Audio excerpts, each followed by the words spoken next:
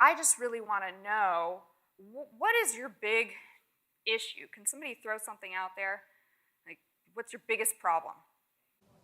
Getting fosters. Okay, yeah, I think that's just generally going to be one of the main issues. So I just wanted to crowdsource that before we begin. A little bit about me. I started with APA as a foster parent back in 2012. I started with dogs. I adopted my dog. So foster failing all around. But then I wanted to get more involved. My background is in restaurant management, and I ran a small business. So I've always been very focused on doing that. My educational training is in art. So I decided I wanted to get more involved with veterinary medicine. I did this medical internship at the Bottle Baby Nursery. I was hooked. Kittens forever. So when I'm talking, to sort of know where I'm coming from, I'm very customer service oriented and very team management oriented. That's my background. So that's why we're going to use this metaphor to sort of talk about foster programs. And it's not a perfect analogy or anything like that, but I like to look at the foster program like it's a business. And your goal is to save as many lives as possible, right? So those are your profits. And foster parents are your clients. So you want to get your clients and keep your clients so that you can maximize your profits or lives saved. So there are other ways you can sort of, play into the analogy. But I'm the foster manager for the Bottle Baby program, and so I'm the boss of the business. And we are going to see how that all plays out. Don't overanalyze it, though, because it's, like I said, it's not a perfect analogy. So we're going to first talk about the internal structure of the program. We have the process that we go through to put kittens into foster homes, the team that does that, and then the tools that we actually use. And then we're going to talk about the foster parents. How do we gain them, train them, and retain them? And then we can all talk. So internal structures, this is how you're going to set your business up for success. So first, the process. So most of you don't have a nursery. Do you need a nursery? Well, that would be great if you had one. It's like peanut butter and jam. But if you don't have one, that's okay. You can start saving kittens now. A nursery will let you take in a much higher volume of kittens.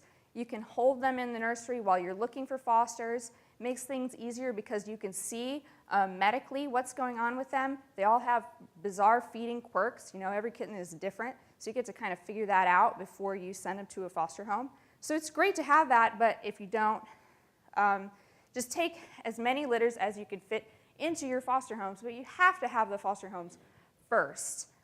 Over the course of 2014, APA took about 5 kittens for every foster parent that we had in the program, but a lot of those foster parents repeated. So you can't really expect one foster parent to take more than 2 or 3 kittens at a time on average, although a lot of people will take more than that. But that's just how the numbers play out, or did for us. So know which foster homes are ready and what they can do before you decide to pull kittens in. Have to have fosters ready first. And there are different ways that you can be creative with this. We use an on-call list of fosters. I have about 15 people who are really flexible, really involved, really experienced. They can kind of drop everything and come and get a kitten. And if I can't send the kitten to the nursery, I can send it to one of those people. And that gives me time to find long-term foster home. And we also use a waiting list, especially in the winter. So we'll talk about that. But every life that you save counts, so don't sweat it if you don't have everything perfect. So the straight to foster method, as I'm going to call it, is what we do in the winter when our nursery is closed. So your program could be completely different, but this is what we do. Kittens come in to the municipal shelter. Okay, we have to rescue them. So we have to be quick. I go to my waiting list that I already have fosters signed up on, and I look for who would fit with those kittens, and I see if anybody get them today. If I can't find anybody today, that's when I go to the on-call fosters. You can just group text them, hey, this is what's going on, who can do it? And hopefully somebody can help. Sometimes the on-call foster is me. Sometimes it's Cassandra or Becky. You know, these are people who are really close to the group. And then they stay in foster until, for us, 8 weeks old. They either go to their forever home or they graduate out into the CAT program. Did anybody go to Ashley's presentation on Friday for CAT foster? Yeah, a couple people, okay. So during kitten season, the nursery is sort of a middleman. They go from the shelter to the nursery, we evaluate them, it gives you time to match them to a foster. You can still check your waiting list, but in the summer, I don't have much of a waiting list. There are more kittens than fosters. And then, if I don't have anybody on the waiting list, I'm sending out emails to contact my fosters. And then same thing, they either go home to their new home or they get into the CAT program. So the waiting list, like I said, you're not always going to have a waiting list. Sometimes you'll have more kittens than you have foster parents. But if you can, and especially when you're just starting out and you're not pulling all of the kittens into your rescue group, you can have people fill out a form. I love Google Forms. We're going to talk a lot about Google Forms. It's free and it's really easy. They put in whatever kind of questions you set up for them to answer, and then it all gets filtered into a spreadsheet for you.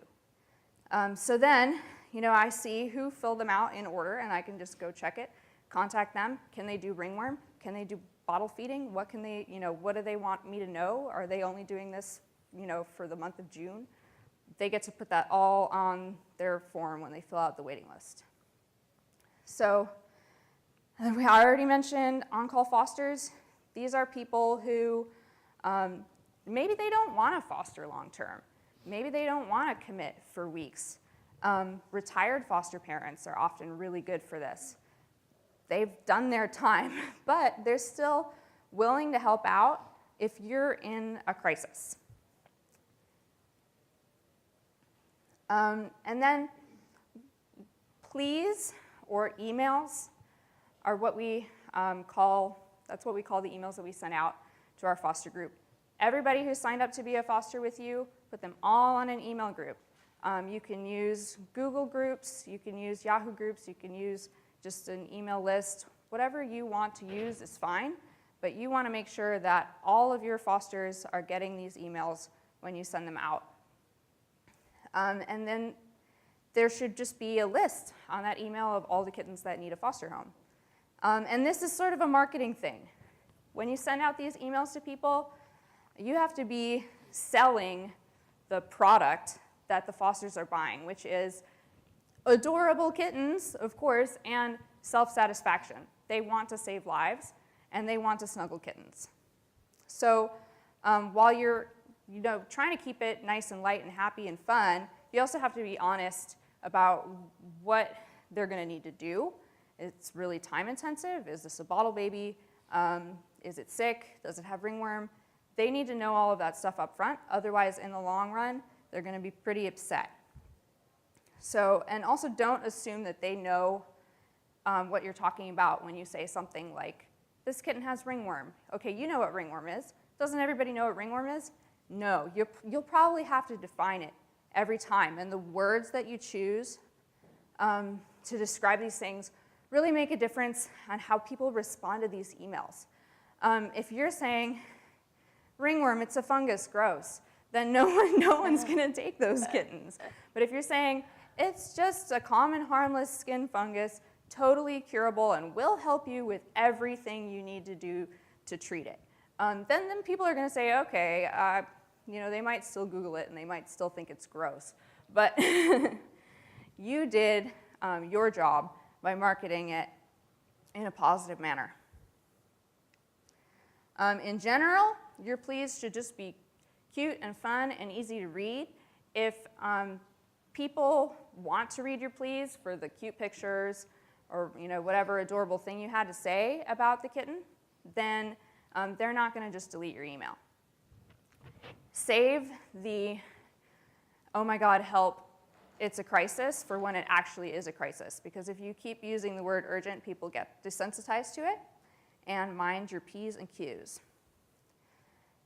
So hopefully people will start replying, and they'll tell you, hey, I want to take this kitten or that kitten. And so what you should do is have all of your foster parents either in some sort of a database. We use a database that is a Google spreadsheet, but that's kind of new. Before we set up that database, I was just checking against their foster application. Okay, they said they can do this, but can they really make that time commitment? Maybe they didn't understand. Maybe they said, oh yeah, ringworm, sure, but they have toddlers in the home. You always want to make sure that they're actually a good fit for the kittens that they said they want to take. And whenever you can, if you know a foster that can take the kittens that you have, just contact them. People are way more likely to say yes if you just call them up, text them, know how people want to be contacted, and do that as much as you can. It's much more efficient. And of course, if people respond and say, sorry, I'm out of town until next month, make sure you're noting that somewhere on your database, wherever you're keeping all of your information about the foster parents. Make sure you know what's going on with them. It's your job to know the fosters. And as you get new applications in, that's when people are the most excited. They just applied, they've been thinking about it, they're dreaming of kittens. So as soon as people apply, jump on that and try to get them matched up with kittens as soon as you can.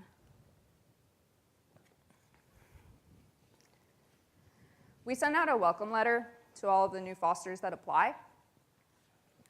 And it sort of explains who we have right now, what our needs are. If you can use specific examples, that's great. Pictures get people excited. But you also, again, have to be realistic. Let people know that this is hard work. It's not just snuggling kittens. Okay, so that's a lot. But you've got people who hopefully will have your back. Depending on the size of your program could just be one person. It could just be the foster manager. If you have a nursery, your foster manager is probably tiered underneath the nursery management. I work really closely with Casandra, and we talk about which kittens are ready to go, which kittens may or may not be a good fit for which fosters. And then under me, I have a team of mentors. I have a team of people who are really good at type A tasks, like spreadsheets, do all the data. I have one person who helps me with all of our nursing and pregnant cats. And then I have about 20 miscellaneous people who just do odd jobs. So the foster manager is really your key role. If you have nothing else, you kind of have to have that. And so as the foster manager, you're in charge of coordinating and training the people under you. You want to make sure that this person is setting up materials, updating training manuals, things like that. This person has to know the kittens, and this person has to know the fosters, and this person has to be pretty available. You don't want someone who, that manager that sits in the office with the door closed. Nobody likes that manager. Always give lots of support to the people around you, and communicate with the upper management in your organization. So as Casandra mentioned, sometimes this job is pretty stressful, especially in the middle of the summer. This person has to be kind of flexible because you don't know when kittens are going to come in. You have to be able to handle a certain level of stress, and you have to be able to just keep yourself working. And you have to, whether you're the person hiring the manager or recruiting the volunteer manager, or if you're the manager yourself, play to the strengths of this person. If they are not good at something in particular, that's okay. Find volunteers to do the other stuff. I'm very type B. I'm not very good at Excel, so I find other people to do that for me. I focus on the things that I'm good at, writing, marketing, stuff like that. Excuse me. So your mentor team, this is really key. If you have one other person other than a manager, I would make it your lead mentor, your mentor team manager. The mentor team in general works out of this inbox. So they just answer emails when foster parents have questions, but they also communicate directly with foster parents on a regular basis to keep them on task. If you're a foster parent, you have to come in and get vaccines, make sure you're sending pictures to our marketing team, all of that stuff. The foster team, or excuse me, the mentor team keeps track of what foster parents are doing and make sure that they're staying on task. It's really important that these people respond quickly. They can use like pre-formatted emails to make their jobs a little bit easier. They log into the inbox every once in a while and make sure everyone is being taken care of. We split our mentors up by category. So if we have a few mentors, some of them will handle various things. And the mentor manager always takes the tougher cases, decides who's going to be assigned to what, and communicates directly with the foster manager. The data team, really important. If there's anything that you need to be tracking, get someone to help you with that. They can look at the nursery EOD or whatever else you're doing, take that information, log it into your spreadsheet. We keep a spreadsheet that tracks kittens as they go through the foster program. And then we also keep a spreadsheet that tracks foster parents as they go through the process. And then they also keep a master spreadsheet of every kitten that's come through our doors for the year. If you need other data help, recruit from within your foster network. There's always someone who's good at stuff like that, and they want to work from home, and they want to help in different ways. That is your best pool for finding people who can do stuff like that. Nursing mom help. Heather is our nursing mom coordinator. She's awesome. She was an amazing foster, and that's how we got her to do this. So she helps us by finding fosters for all the pregnant nursing cats. It's just a nice way to split up the workload. She looks out for moms in foster who can maybe take orphan kittens. She maintains the documents and training tools that are specific to nursing mom cats, and helps train her fosters on the unique set of challenges that are presented with mom cats. We always get a lot of moms really early in the season, so this person is usually busier in April and May. So you can always have other people to help. We have a foster training team now. These people meet fosters who are picking up kittens and make sure they know what they're doing. This is the face of your organization, so these people should be really bubbly and enthusiastic about kittens. We have people who can write our plea emails and people who take photos for our pleas, which really helps. And then we have people who help with marketing and stuff. We have somebody who helps with social media. We have 3 people who post on Craigslist. I have someone who can design flyers for me. I have people who want to go out around town and post flyers. And then email help. It helps to have a couple people who just want to work from home. If you have routine emails you need to send to fosters, people like that are a really big help. And if you're making any kind of graphics, you want to make sure that they look nice, because that's really what catches people's attention. If you're not good at making something, doing something, using a certain technology, there's someone within your network of people who is. So recruit them. Make sure that your staff, quote unquote, is happy, because if they're not happy, then your fosters won't be happy. Your clients won't be happy. They're also sort of getting paid in a way through knowing that they saved all these lives and having all that self-satisfaction.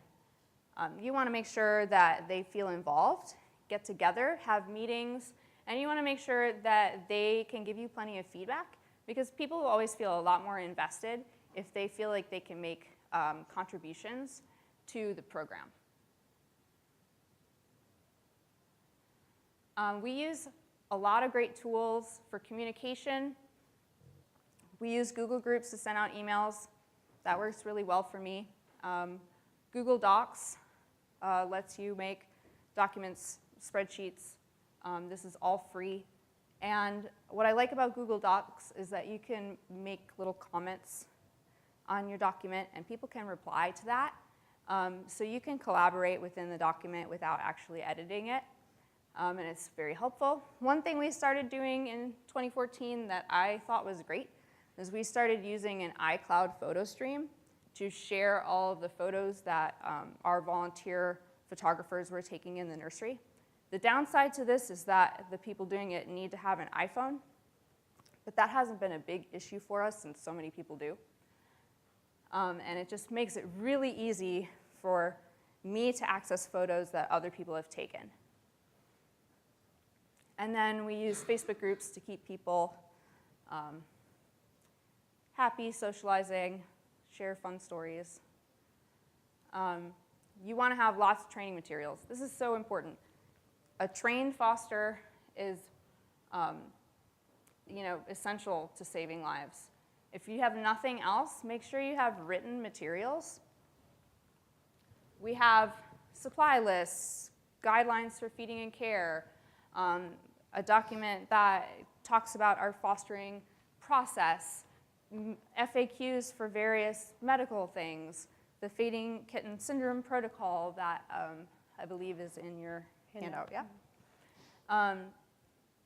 And then secondary would be to get visual aids. If somebody is asking you a lot of questions about something that you already have in your written materials, chances are you need something visual to go along with it and explain it better. Videos are great, but even just simple things like this diagram can help people when they're trying to visualize, oh wait, but how do I actually set up a kitten habitat? Well, there you go, easy peasy. Data tools, you're probably already using most of these things. Excel spreadsheets, Google Sheets is the free Google version of that. The forms that we already talked about, and then whatever your data management system is. We use PetPoint. You might use something else. What's important is the data that you're getting out of this. How many fosters do you actually have? What can they all do? How long have they been with your program? How many kittens has each one saved individually, and how many kittens have you saved overall? How do they feel about your program? How many of them are going to be back next year? Those are all really important things that you can track. We've been tracking some of these things. I know that we had 323 individual foster homes last year. I'm starting to track what everybody can and can't do. Half of our fosters have been with us for more than a year. And most of them seem to be pretty happy. And over half of them said that they'll be back next year. So foster parents, the big thing, you want to gain them, train them, and retain them. Really quick, I want to tell a story. The kitten that you see there, her name was Gretel. She had severe feline herpes infection that affected both of her eyes. I took on fostering her. I think this was probably May 2014. And this was probably like the hardest foster experience that I ever had. And at one point, I was just bawling because this kitten was so hard to take care of, and, and I just had to do it. If I didn't do it, she would die. So because I was the foster manager, I couldn't give her back, but I went through this process of how foster parents feel when they hit that wall. And it's really important to address that point in time, because that's when you lose or keep fosters. Gretel ended up being fine. I got her over the hump. She had both of her eyes surgically removed because they were too damaged to have any visual function. But she turned out to be absolutely incredible and got adopted together with her seeing sister. And she's happily ever after. So for neonatal kittens, you need very specialized people. Pretty much anybody can take a dog, but not anybody can take a kitten. So who are those people? You want people who are home a lot. I mean, a lot. So who is home a lot? Okay, stay-at-home moms, they're home a lot. People who homeschool are home a lot, but sometimes they're really busy. People who are retired, and a lot of the time those people are also looking for a hobby. This is a great hobby. And people who work from home, sometimes they're really busy too, but they often have the time. Students sometimes have the time. You want people who live close to your physical facility if you have one, or close to the medical facility that they're going to have to bring kittens to. Health can turn on a dime for kittens, so you don't want them an hour away when they have an emergency. And you want people who can handle the stress. Kittens can be very stressful. It's a physical stress, a mental stress, and it can be a major emotional stress, especially if the foster parent experiences a loss. Be upfront with people about the fact that it can be stressful, and you'll weed out those people right away. And then let's not kid ourselves, fostering can be really expensive, especially with kittens. KMR is expensive. I'm not a CPA, but I've heard that you can deduct fostering expenses from your taxes. That's an option for some fosters. If your organization can provide supplies to fosters, hey, that's really great. We can't provide supplies to all fosters, but if someone demonstrates financial need, I don't really want a good foster to be deterred by the fact that they can't afford to buy food. So sometimes we can scrounge up some food for people or find a donor who's willing to sponsor that foster. And then one thing that I've noticed is that a lot of our most prolific foster parents aren't just one foster parent. It's either spouses or a mother-daughter team or a couple of roommates who are taking turns feeding kittens. This is physically demanding. Sometimes people need a break. If they have someone in their life who's helping them, they're probably going to have a much better experience. So how do you find all of these super specialized people? Well, you have to go where they are. If you know someone who is homeschooling, chances are they know 100 other people who are homeschooling, because that's how homeschoolers are. Contact those people. Go to events at universities and high schools. They always have volunteer events and things like that. Figure out where retirees and stay-at-home moms, people like that, are living. Nextdoor.com is sort of a neighborhood message board system. I've had fosters say, hey, I saw it on Nextdoor.com. One of my neighbors posted that she's been fostering, and I thought it'd be cool, so I tried it out. A lot of apartment complexes, communities, et cetera, have an actual physical bulletin board. Have your foster parents post something there. You can use Craigslist, social media, stuff like that. It's much more broad, but use language that targets the people that you're trying to find. And then, who else lives in your area that likes to just help out? Could you put an ad in a church bulletin? Are there Girl Scouts around that need projects or just want to learn about kittens? And then, of course, the best way to get new recruits is always to get your foster parents to tell their friends. So this is an example of one of our Craigslist ads. So much cute, so little commitment. Foster kittens, save lives. So the draw of kittens is that they are cute and fun and adorable, and everything's going to be awesome. That's what you want people to think when they see your ad. Because when someone sees the cute ad, you get the right emotional response. Oh man, I need to do that. I need that in my life. Look at how awesome that is. I want to do that. When somebody sees an ad that is saying, help, oh my God, everything is terrible and all the kittens are going to die if you don't do something, they say, oh man, someone should really do something. They never think, I should do something, because it seems like just such a huge thing. So be positive, but also don't sugarcoat it because it can be difficult. So where are you going to get your marketing materials? Go to your foster parents. A lot of creative professionals are flexible people, and they could foster for you. If you have a photographer on board, a writer, even if they're not, ask them to give you all their pictures, tell you their stories, get videos. This photo, poppy seed, the after photo is from a foster who always says, I'm terrible at taking pictures. But this picture has now been all over the internet. So you can have recruitment events where you can ask people to come to your organization and just see what it's like to foster kittens. Even if they walk away saying, I don't think that's something that I can do, they still know about it and they might know someone who can. And you're educating the community and creating a culture where fostering is the norm.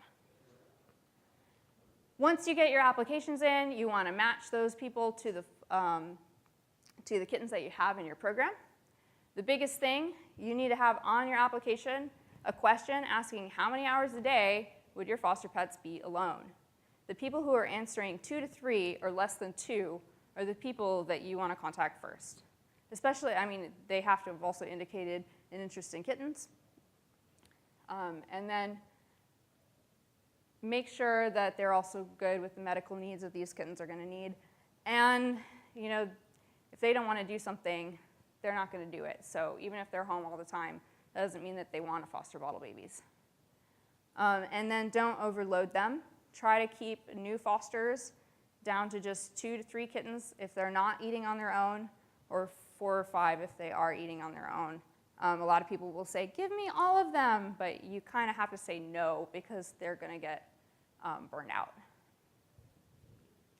So when they're ready to be trained, you want to start sending them emails, make sure they're okay with the kittens that you match them up with, and then send them a supply list. Make sure they have everything before they come in to train.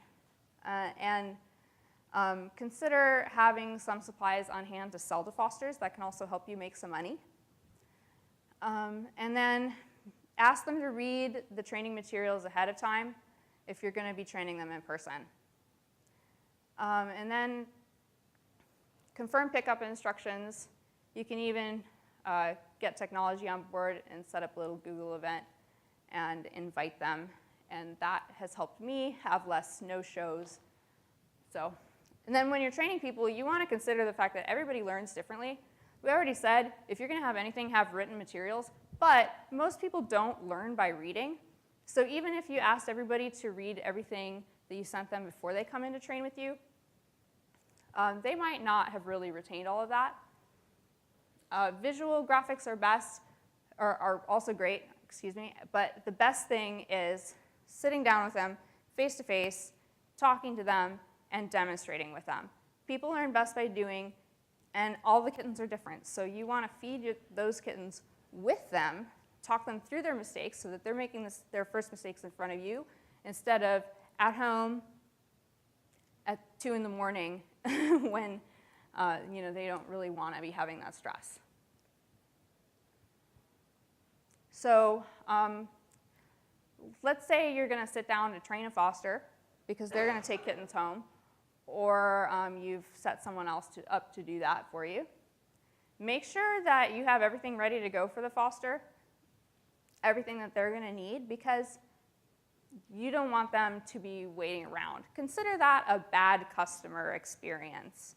If they had to wait for you and nothing was ready and everything was disorganized, they're going to think, wow, well, these people really don't have it together. So this is your sort of first impression, and you have to make it count.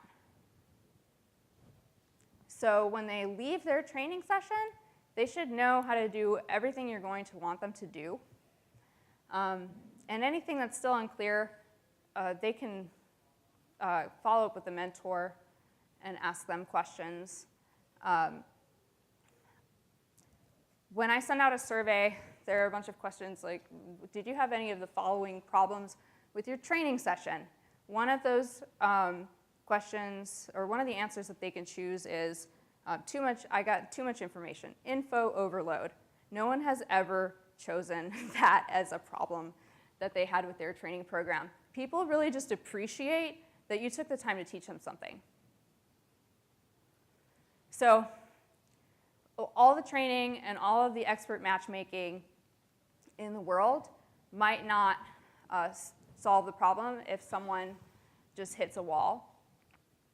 So you're always going to get foster parents, especially new foster parents, taking bottle babies or medical needs, who are going to call you up at midnight and say, I can't do this anymore. I'm at my limit.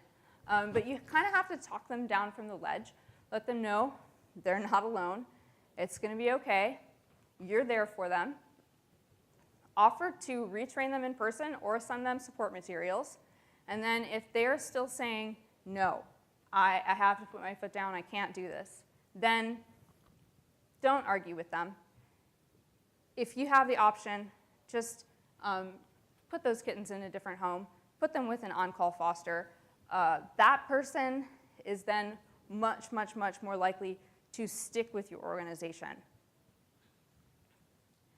And make sure you're providing emotional support in general.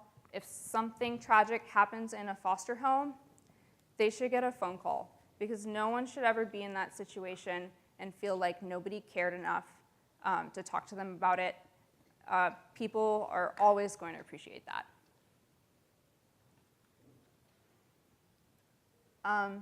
So I mentioned surveys.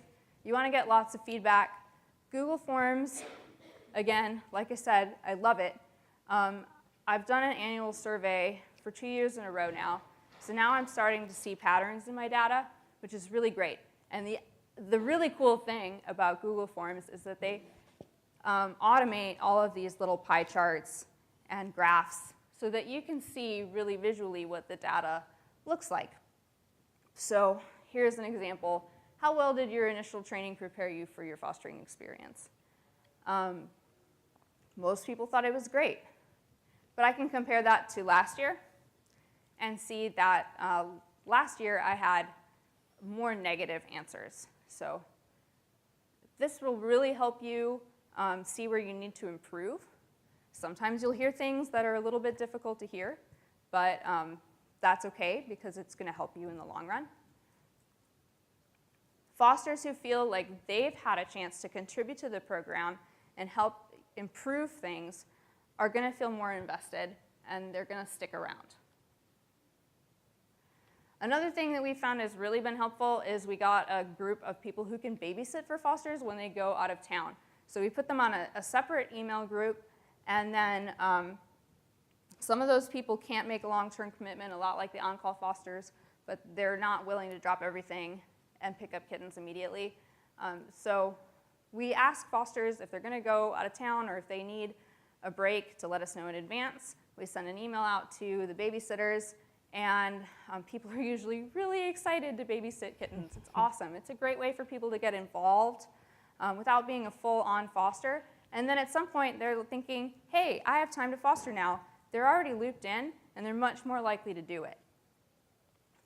Your foster parents should not feel trapped. They have a right to go out of town just like anybody else. And then we want to make sure that everybody feels appreciated and loved, because we do appreciate them. We appreciate them so much. Make sure that you are saying thank you and that everybody else is saying thank you in all of your emails every time you see them, and out to the world on Facebook, whatever you're using to interact with the public. Make sure foster parents are being thanked. And then have fun and do cool things like happy hours. Put them all together on a Facebook group so that they can share cute pictures of their kittens. Foster parents don't work on site like other volunteers. They're not cleaning litter boxes and talking in the break room and walking dogs together. They kind of feel isolated. So even though I have 300 and some foster parents, most of them have never met each other. Make sure that they can, because then they'll feel like they're part of a team. And even if they decide not to come to your events, they'll know that you have them and that you care.